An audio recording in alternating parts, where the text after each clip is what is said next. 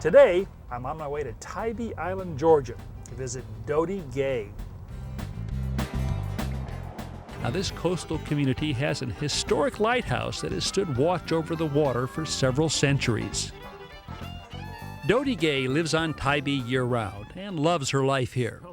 But she doesn't love the sand and dirt that gets tracked into her house from the nearby beach.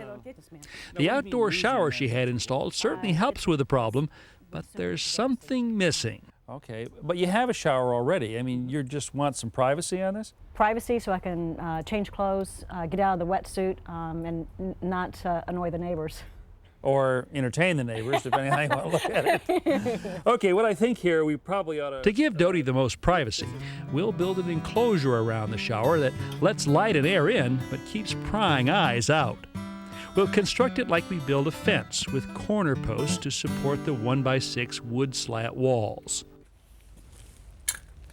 The first thing we're going to do is install the posts that will support this enclosure. And those posts will be attached to the concrete using this. This is called a post base. You can see here, this is the location where those 5 posts are going to go.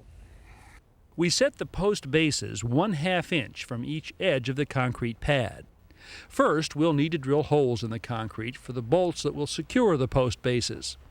To make sure that the holes for these are exactly the right depth, we'll mark the drill bit with a piece of tape that shows us just where to stop drilling. Dodie is using a hammer drill. It pounds as it drills, which makes the going a lot easier. In a matter of seconds, the hole is bored. Very nice. Voila!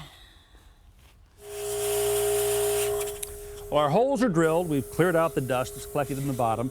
Now it's time to attach the post base. We're going to do that with these. These are called expansion anchors. They're designed especially for concrete.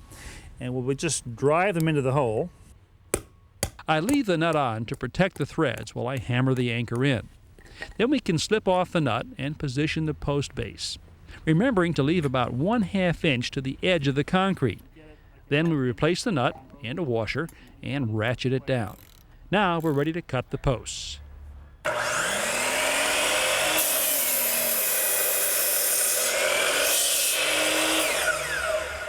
How's that feel? Like slicing bread. A bit more thrilling, isn't it? We set the posts into bases, securing them with galvanized tenpenny bracket nails. It's important that the posts are perfectly vertical, so Dodie and I check each one with this handy post level. It's one of my most useful tools. We use a few clamps and a series of braces to hold the posts in place. So don't worry about this one. That's it. The shower's concrete base slopes toward the yard for drainage, so we've left the posts on the outside a bit longer. But now we can even them up. Using a level, we mark a cut line on the taller posts, and then use my good old Japanese handsaw to trim off the top. Now, we've taken a lot of care to make sure that all 5 of these posts are perfectly vertical, because they're going to form the foundation, if you will, for the rest of our structure right here. Next step is we're going to put some 2x4s on the top, all the way around here to sort of tie everything together. 45 3/8. Let's see what you got there. We measure the distance between the posts, then cut miters on the ends of the 2x4s. This will give us a finished look and conceal the end grain. We'll glue the boards to the posts and to each other with a waterproof polyester glue. Then secure them with screws. Now we can start on the walls of the shower. First, we'll need to install crossbars, 2x4s that will stretch between the posts. We'll attach the crossbars to the post with metal brackets. Using a level, I make sure we position them evenly. Then we screw them on. I love having a magnet on a drill bit. Using plastic mallets, we nudge the 2x4s into place, then secure them to the brackets with nails. Great. Well, that finishes our frame. I hope you weren't planning on taking a shower out here tonight, because we're out of light. Out of light and out of time. Yeah. So let's knock off for today. I'll come back in the morning and we'll finish it up. We don't have that much more to do, just to put the walls up on the side here and the door. Easy enough. Okay, great job. Very nice. Well, it's day 2. As you can see by the way I'm dressed, a little chillier than yesterday, but it's great weather to work outside. Today we're going to put the boards on the outside of our shower frame. This is 1x6 pressure treated pine. They'll go right up here like this. Dodie, can you come on in? I've drawn a line up here about 6 inches down from the top. If you can align that with the top of the 2x4. We're going to put up several of these, leaving spaces in between.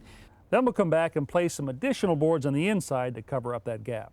This part of the job will go a lot more quickly if we tack all the boards up temporarily to check for fit and spacing. Let's grab one more. Mm-hmm. A pneumatic nail gun is the perfect tool. Over a little bit more. There you go, that's good. To create some privacy in this shower, but at the same time keep good ventilation, we're going to place an inside board right across that space between the outside boards. With all the inside and outside boards in place, we'll drill pilot holes and secure them permanently with rust-resistant deck screws. Now that's over 100 screws. I like the power tools. And yes, we are thankful for power drivers. Racia. Walls are up, now it's time to build the door. And that door is going to need a frame, which we're going to make out of 2x4s. And we're going to use this half-lap joint. The advantage of this is that it's very strong, it's good looking, and it makes it easy to assemble the frame, keeping everything square. It's really not that tough. We set our sliding compound miter saw to cut only halfway through the board. Then just keep slicing away 1/8 of an inch at a time until we've created a clean cutout. The shower door will look just like the walls, with alternating 2x6 slats. We'll make the door first, then hang it on the shower. We assemble the frame using glue, then screws to connect the joints. Now we can attach the 1x6 facing boards the same way we did for the walls. Then we attach heavy-duty strap hinges. Now, one last thing before we can hang the door, though. I need to add a door stop so the door won't swing inward. A little heavy, huh? Yeah. Okay, just set it right up on that block there. It's a temporary block. Just to, so we don't have to hold the Okay, weight of I'm this. There you go. Good idea. Ah, that made it a lot easier. How's that? Very nice. Very nice. All that's left is for Dodie to finish up the hinges.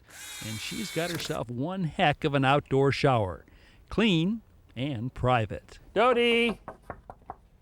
How is it in there? Does it feel like a shower? Feels like a shower. Huh? All we need is some warm weather now so you can actually use it. Or a hot shower on a cold day. Yeah. I had fun. This is a great project, okay?